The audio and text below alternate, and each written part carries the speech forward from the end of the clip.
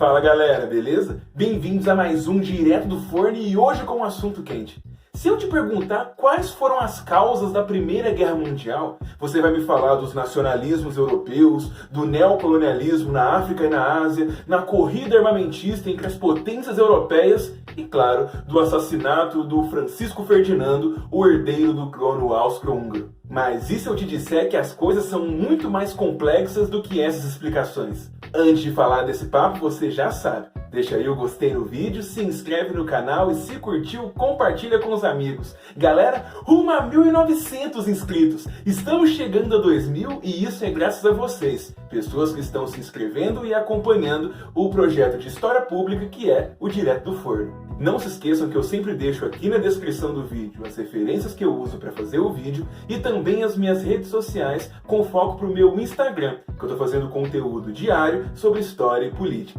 Segue lá. Mas chega de papo furado, vamos logo pro vídeo. De fato, a gente vai ter o estopim da guerra com o assassinato do arquiduque Francisco Ferdinando lá na Sérvia. O cara era realmente um grande nobre e simbolizava muito dos interesses do Império Austro-Húngaro, um império que tinha muita força diplomática e era muito importante para garantir a estabilidade do centro da Europa. Assim como também nós ainda temos muita força nas explicações para as causas da Primeira Guerra envolvendo o nacionalismo. As visões de mundo que cada país queria fazer, que correspondia também às suas iniciativas tecnológicas, econômicas, culturais e coloniais, tudo isso sim ajudou a construir o barril de pólvora que se tornou a Europa no início do século XX. Mas não é só. Quando nós abordamos factualmente as causas para a Primeira Guerra, dá muito a impressão que as pessoas, os líderes, os exércitos, são todos passivos frente a um espírito dos tempos, das condições. Temos aqui várias potências se armando, várias batalhas coloniais na África e na Ásia. É óbvio que em algum momento isso iria acontecer. Mas não.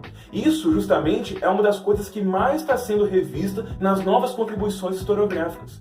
A gente já tem noção que a Primeira Guerra era tudo, menos inevitável.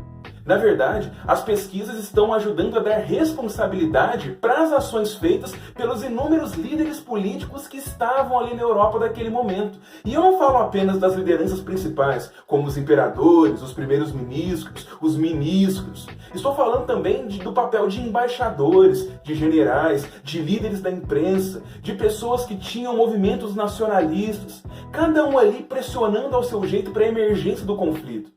E se eu estou advogando aqui que as potências europeias não eram passivas, eu também não estou falando que elas são extremamente ativas, que realmente os líderes queriam fazer uma guerra planejada, que eles tinham noção do que a guerra seria. Na verdade, ninguém tinha.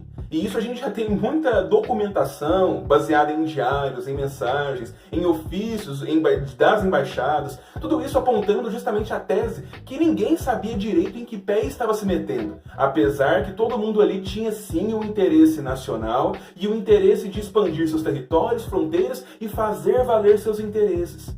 Mas a questão, justamente, é que mais importante do que as causas da Primeira Guerra é como essa guerra vai se construir. Afinal de contas, não se temos aqui uma explicação poderosa e consensual para falar de fato as causas da Primeira Guerra com um nexo causal. A gente pode sim falar do nacionalismo, do império neocolonial, da corrida armamentista, tudo isso. Porém, a gente não vai conseguir uma explicação boa e nem mesmo uma atualização historiográfica olhando apenas para as causas.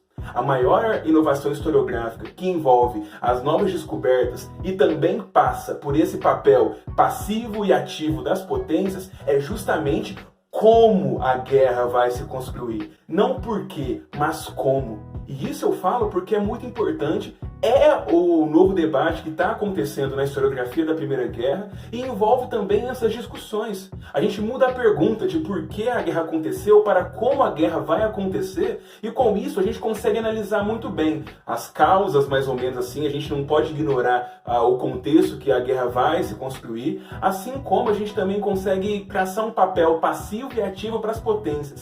Aquelas potências que querem sim expandir seu território, mas não querem jogar a Europa numa guerra como acabou acontecendo. E essa vai ser a tese do Christopher Clark, um historiador inglês que vai escrever o livro Os Sonâmbulos, Como Eclodiu a Primeira Guerra. Justamente uma obra que vai inaugurar novos debates e vai ajudar bastante a gente a entender como a Europa se meteu nesse conflito. E a tese do Clarke é muito boa porque o sonâmbulo é aquele que está fazendo alguma ação, mas não tem total consciência daquilo que faz. E é esse o retrato da Europa que o Clarke vai empregar pra gente. Ele vai falar que ao mesmo tempo que você vai ter a atitude das nações, tanto do Império Alemão, do Império Britânico, da República Francesa, do Império Russo, você também vai ter uma falta de controle analítico. E como dizia o primeiro-ministro inglês na época da guerra, o David Lloyd George, ele vai falar que a Europa foi arrastada para essa guerra. Não porque a Europa se encontrava passiva, mas sim porque a Europa não sabia direito onde estava se metendo.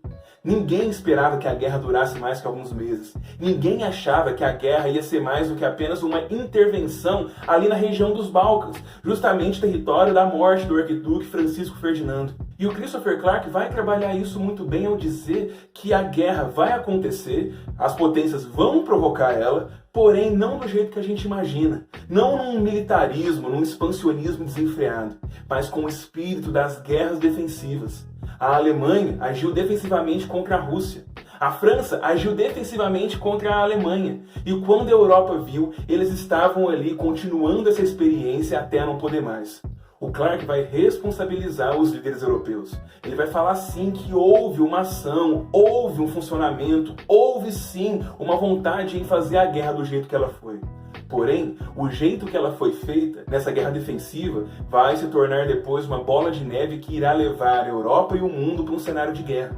É esse o cenário dos sonâmbulos. As pessoas ali que estão fazendo as ações, provocando certos conflitos, agindo de forma defensiva, porém não estão cientes que aquilo vai se degringolar e vai se tornar o que se tornou, a Primeira Guerra Mundial.